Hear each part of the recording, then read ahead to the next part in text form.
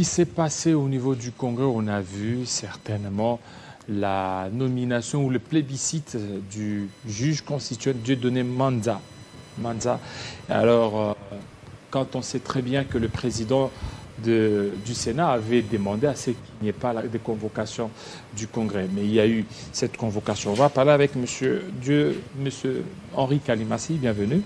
Merci, M. Jean-David Kilolo. Voilà, M. Henri Kalimassi, on a vu que la situation qui a prévalu au niveau du Congrès, entre le président du Sénat et celui de l'Assemblée nationale, c'est qu'il y a encore des divisions. C'est que la cohésion n'est pas vraiment démise. Alors, qu'est-ce qui peut diviser aujourd'hui la classe politique congolaise, en particulier, surtout l'Union sacrée?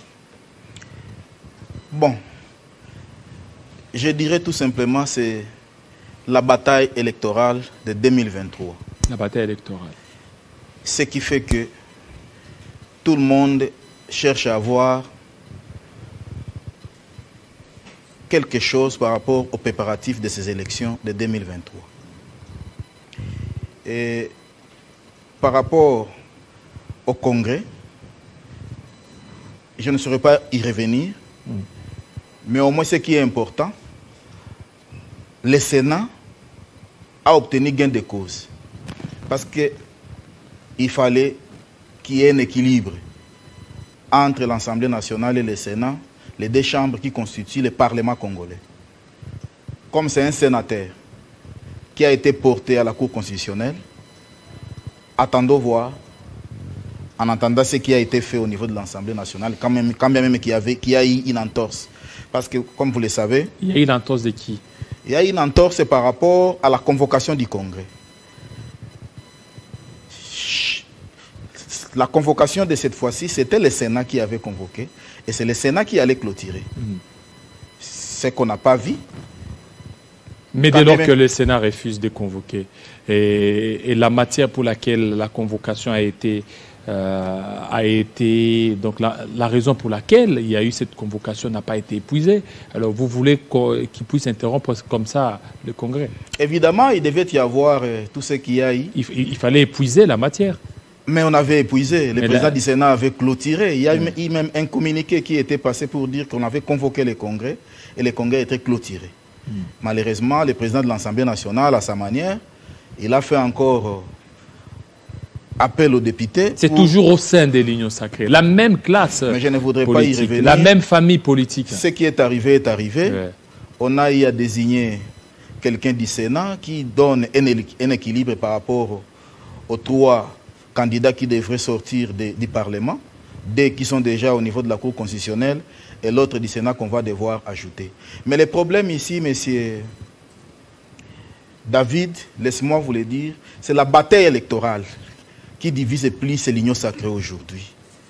Et cette bataille est due au bloc Est et Ouest. Le bloc Ouest, quelles que soient les divergences, ils veulent se maintenir au pouvoir. Ouest, c'est qui? Vous voyez quel bloc, par exemple? Le Ouest, vous le savez, nous prenons les Grands Kasaï, les Bandundu, les Grands Équateurs. C'est ce que je peux considérer comme Ouest. Et il y a le bloc Est qui cherche à revenir au pouvoir. Mais dans ce bloc Est, le bloc Est est divisé en deux parties. C'est-à-dire, il y a la partie Grand Katanga qui venait dont les politiciens ou les Katangais venaient de se réconcilier pour vouloir chercher comment récupérer le pouvoir en 2023. Il y a maintenant le bloc Grand Kivu, plus province orientale, n'est-ce pas? Et dans tous ces blocs-là, les différents leaders cherchent à se positionner politiquement. Ce qui fait que au niveau des blocs ouest, ils cherchent à se maintenir au pouvoir. En voulant se maintenir au pouvoir, il y a aussi là-dedans l'IDPS qui, malgré l'Union sacrée, initiée par le président de la République, cherche à manipuler cette Union sacrée. L'UDPS? Voilà. Mais on a vu dans cette histoire, l'UDPS était à faune, l'UDPS ne réagissait pas, l'UDPS a vu de loin cette affaire. Nous sommes en Alors, sur base de quoi vous dites que l'UDPS tirait des ficelles? Nous sommes en politique, M. David. Les choses se préparent la nuit. Ce n'est pas ce que nous voyons la journée. Mais il y a une politique qui se trame par rapport aux élections de 2023. Et l'UDPS soutenait Mbosso? Ou l'UDPS soutenait l'autre bloc, la débat? Mais l'UDPS ne peut que soutenir Mbosso. Parce que, apparemment, il veut à tout prix contrôler la Cour constitutionnelle et la CENI enfin de préparer les élections de 2023. C'est le Sénat qui doit contrôler ou bien ce sont des individus? Pourquoi on délègue les individus? Pour qu'ils représentent ces différentes structures. Raison pour laquelle on les désigne. Et lorsqu'on les désigne, on doit faire confiance à la personne qu'on veut placer à un endroit quelconque, quand bien même qu'il sera net, mais au moins il aura une obédience à respecter. Voilà. Alors, vous avez parlé qu'il y a certainement des blocs de l'Est, blocs de l'Ouest, mais au regard de toutes les explications, qu'est-ce que vous pouvez donner comme conseil, certainement aux uns aux autres, pour mettre un peu d'eau dans leur vin? Parce que 2023 ne va pas pardonner. Vous savez, quand je parle des blocs, c'est par rapport aux ambitions des uns et des autres. Les centres qui détiennent aujourd'hui le pouvoir, c'est-à-dire les grands Kasaï, quelle que soit leur diversité politique, se disent le pouvoir nous appartient et nous devons les protéger et faire en sorte que nous puissions nous maintenir au pouvoir. Les blocs ouest, moins les centres, c'est-à-dire les Grands Bandundu, les Bas-Congo et l'Équateur, c'est un chat dont les Grands Kasaï veulent exploiter pour gagner ces élections, tout en sachant que les Grands Katanga, tout en étant unis, constituent une force. Alors, l'Est s'est dit, une fois que le président Tshisekedi est réélu, nous devons maintenant nous battre pour la primature et pour le positionnement politique. Alors, à l'Est, ils partent en ordre dispersé, c'est-à-dire les Grands Kivu. Les Grands Kivu, nous avons aujourd'hui Matata Ponyo, qui est candidat président de la République, qui s'est déjà prononcé. Bahati Lukwebo, qui n'est pas candidat président. Qui n'est pas candidat, qui s'est déjà prononcé pour les comptes du président Tshisekedi, quand bien même que tout le monde les traite de tous les maux du monde. Au moins, lui s'est déjà prononcé, il est prêt à accompagner le président de la République. Il y a Julien Paluku, au Nord Kivu, n'est-ce pas? Des Burek. Il y a Vital Kamerhe. Et aujourd'hui, la province orientale est en train de se rechercher. Quand bien même qu'il y a les doyens Autsa et Asenga, il y a les professeurs Bongeli, il y a M. Atamatabe, qui sont considérés aujourd'hui comme les leaders de la province orientale, mais effacés par rapport aux engins politiques du moment. Mais il y a aussi Katumbi, au niveau du Grand Katanga, dont tout le monde cherche à fédérer pour récupérer les pouvoirs de Katanga en 2023. Et au niveau du Maniema, il n'y a rien, vous n'avez pas cité le Maniema. Au niveau du Maniema, j'ai parlé de Matata. J'ai parlé de Matata Ponyo qui s'est déjà prononcé comme candidat. Okay. Il y a Chadar, il ne connaît pas sa position parce qu'il fit les dauphins. Lui devra attendre le congrès du PPRD. Là aussi, on doit attendre le congrès. Mais par rapport à la politique et au clivage, ce sont ces blocs-là qui s'organisent. Mais il y a un bloc du Grand Kivu qui va en ordre dispersé. Ce qui fait que, par rapport à ces blocs-là, tout le monde voyant aujourd'hui M. Bahati Lukwebo dans cette position politique, d'une grande considération par le président de la République, on l'accuse de tous les mots parce que tous ces gens se disent, peut-être c'est lui. Alors, qu'est-ce que nous allons faire? Nous devons les combattre pour qu'ils ne récupèrent pas la situation dans son ensemble. Et ce qui est en train de se passer aujourd'hui, par rapport à tout ce que vous aviez vécu au niveau de l'Assemblée nationale. Or, le président Bahati est en train de faire la politique du président de la République. Vous constaterez que, même au niveau de l'Assemblée, quand même qu'il y a l'union sacrée, aujourd'hui l'Ensemble pour la République ne s'est jamais prononcé parce qu'il y a un candidat qui est là à la personne de Moïse Katumbi. Il y a M. Matata Ponyo qui s'est déjà prononcé comme candidat. Il y a les autres qui sont là, qui n'apporteront rien au président de la République. Ils sont les profiteurs du régime. Ils n'ont pas de députés, ils n'ont pas de base. Qui sont les profiteurs? Ils sont là. Comme qui, par exemple? Vous les connaissez? Les profiteurs. Les profiteurs du régime.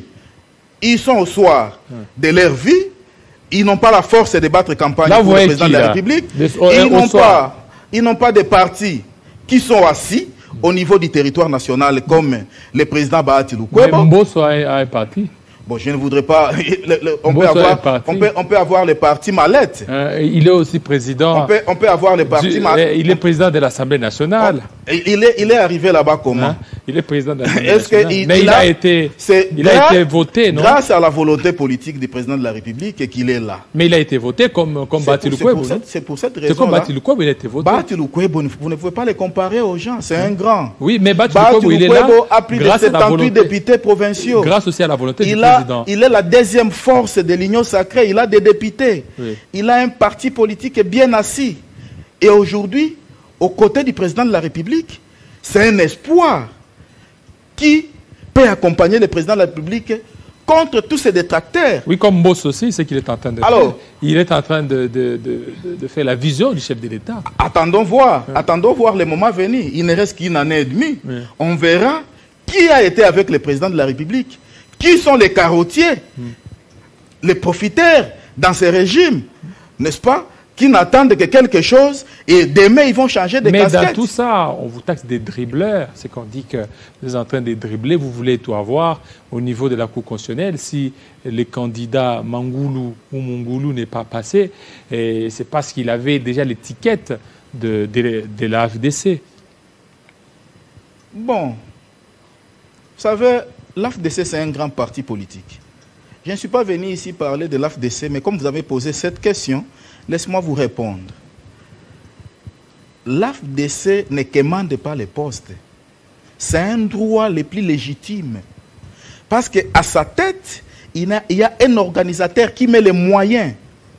La politique, c'est les moyens.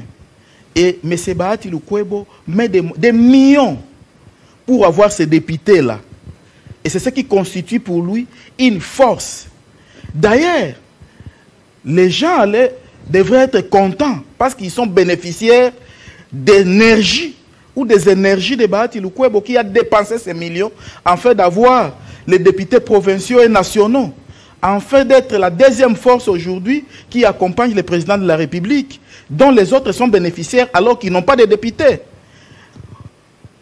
Donc, les traités de tous ces mots-là, moi, je crois qu'il est temps que les autres s'organisent, qu'en 2023, qu'on puisse voir qu'est-ce qu'ils apporteront au président de la République par rapport à ce que le président Bahati apportera au président de la République. Est-ce que cette guerre entre Bahati et Mbosso, ça ne fragilise pas l'union sacrée? Ça ne fragilise pas l'espoir de voir le chef de l'État briguer un deuxième mandat s'envoler? Moi, je crois qu'il n'y a pas une guerre d'individus. C'est une guerre politique. Il n'y a pas un problème entre M. Bahati et M. Mbosso. Il n'y a pas un problème? Il n'y en a pas. Connaissant bien M. Bahati, c'est quelqu'un de grand cœur. Comme Mbosso aussi. Bon, je ne connais pas. Moi, je maîtrise bien M. Bahati pour avoir échangé avec lui, qu'on acquise de tous les maux du monde. Je vais vous surprendre. Il y a les gens qui ont acquis Bahati auprès de Joseph Kabila avant les élections de 2018. Qu'il avait les ambitions de remplacer Joseph Kabila au pouvoir pour postuler comme président de la République. Et une fois, alors qu'il fut encore ministre du Plan, il m'avait réussi. j'ai eu à changer avec lui autour de la question. Par rapport à ça, et il me dira, vous complétez, vous allez continuer. Il vous dira, vous allez commencer par là, vous allez commencer aussi, je vais aussi ajouter, mais vous ne voyez pas que Batu Lukwebo est un tout petit peu conflictuel avec Matata Pogno, Batu Lukwebo là, avec Mbosso, Batu Lukwebo là, et tout ça, vous ne voyez pas que ça aussi, ça touche beaucoup plus à sa crédibilité. Bon, il faut éviter de l'amalgame quand vous posez des questions, monsieur David. Avec Koko Nyangi aussi. Non, ce sont des gens qui ne pèsent pas devant Bahati. Mais tout ça, ce sont des conflits, non? Il faut me citer les gens. Non, mais laissez-moi d'abord enchaîner mon idée. Oui, allez-y, vous allez dire, continuer. Et pour éclairer peut-être la lanterne du président de la République et pour les gens qui viennent accuser Bahati. Et Bahati me dira, moi, monsieur Kalima, si je n'ai pas besoin d'être candidat président de la République. Ma préoccupation, c'est avoir beaucoup de députés et au besoin que mon parti puisse arracher la primature.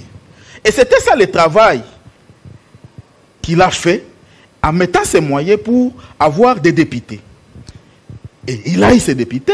Il était la deuxième force au niveau de l'FCC. Et il a demandé ça. On a fait de lui tout ce qu'on pouvait faire jusqu'à l'écarter. Donc, il n'avait pas d'ambition. Et jusqu'à aujourd'hui, Bahati Lukwebo n'a jamais postulé comme candidat président de la République. Peut-être auprès de Félix, on est en train de lui dire, celui-ci, celui-là. Mais au moins, lui, s'est déjà prononcé pour dire que je vais accompagner le président de la République en 2023. Pourquoi les autres qui sont dans l'Union sacrée, qui sont en train de profiter derrière le régime de Félix Tshisekedi, ne se prononcent pas? Mais au moins, lui, s'est prononcé et il est prêt à accompagner le président de la République. Et il cherche à mettre ses pions presque dans beaucoup d'institutions. Est-ce que ces pions-là ne méritent pas? Est-ce que M. Bahati signe les ordonnances? C'est le président de la République qui signe les ordonnances. On peut s'en prendre à lui pour rien. Il y a même qui disent que c'est lui qui bloque l'histoire des entreprises publiques parce qu'il a un ministre du portefeuille. Parmi les députés qui se sont pris à lui, que c'est lui, ce sont des petites guerres qui sont là. Est-ce que M. Bahati Lukwebo signe les ordonnances? Ou il n'y a qu'un seul signateur des ordonnances qui est le président de la République? Pour qu'on s'en prenne à M. Bahati Lukwebo. Ici, M. David Jallet dit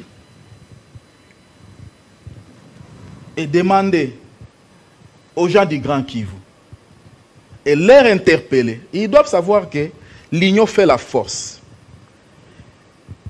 Le Grand Équateur a eu à diriger ce pays pendant 32 ans. Et si vous prenez les Bas-Congo et les Bandundu que je considère comme la même province, ils ont déjà à diriger ce pays. Les Grands Katanga, dont le président Mouzé a fait 2 ans, et son fils en a fait 18, ils ont eu à diriger ce pays pendant 20 ans.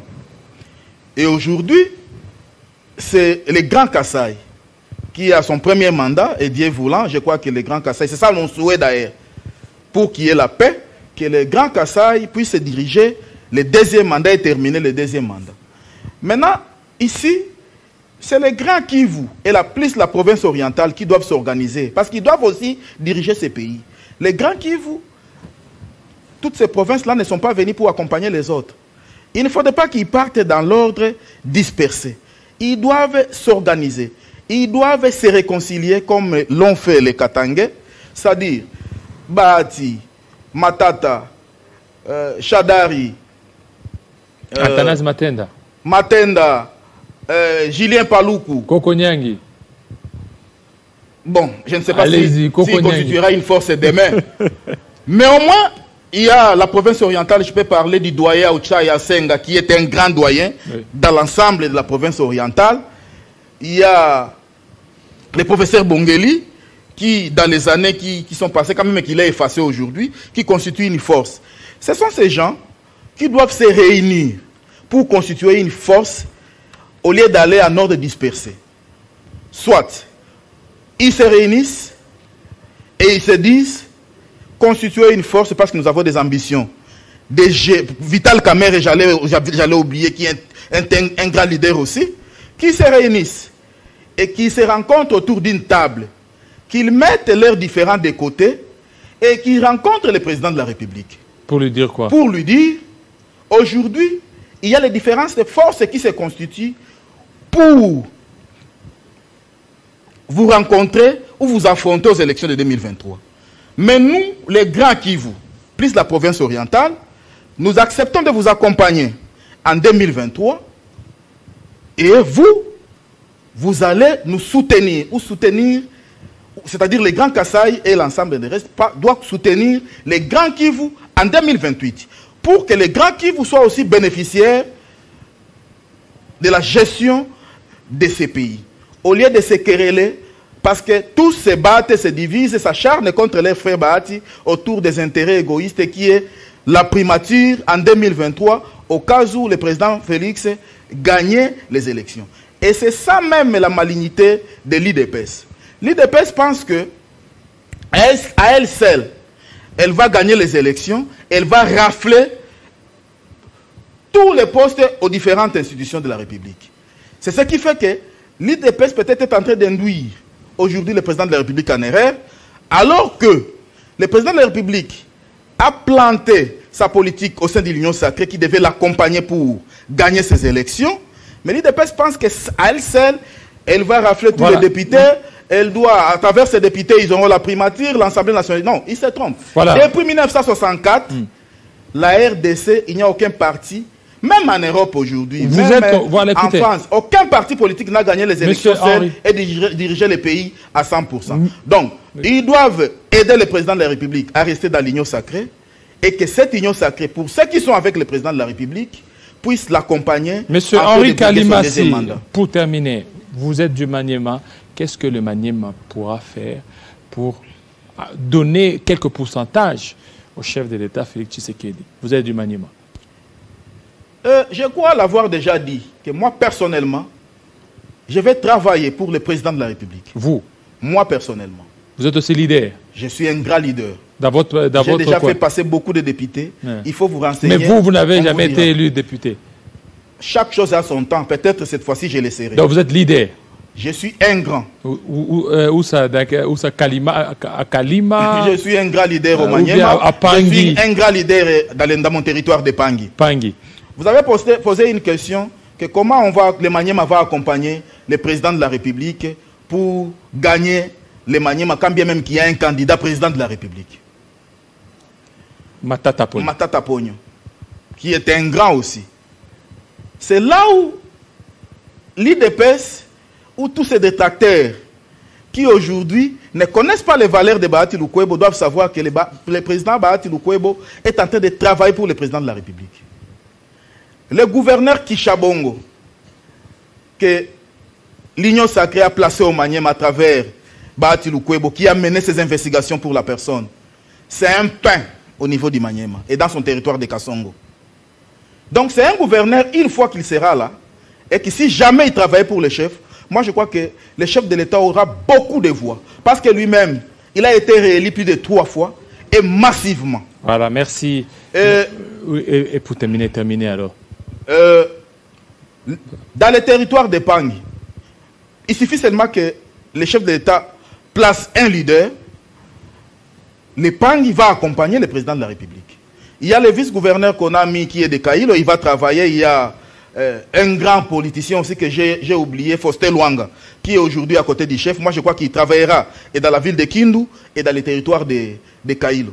Donc, le chef peut espérer et doit espérer, disons, que le Maniema va l'accompagner. Et y compris vous aussi, vous allez l'accompagner. Moi, je suis là. Moi, c'est mon beau-frère. Merci. Mais je voudrais terminer, si vous le permettez. Oui, terminer dans demander pour la première fois à Maman Denise Nyakero, qui est notre sœur, s'il peut solliciter une audience de réconciliation entre son mari et les ressortissants du Grand Kivu.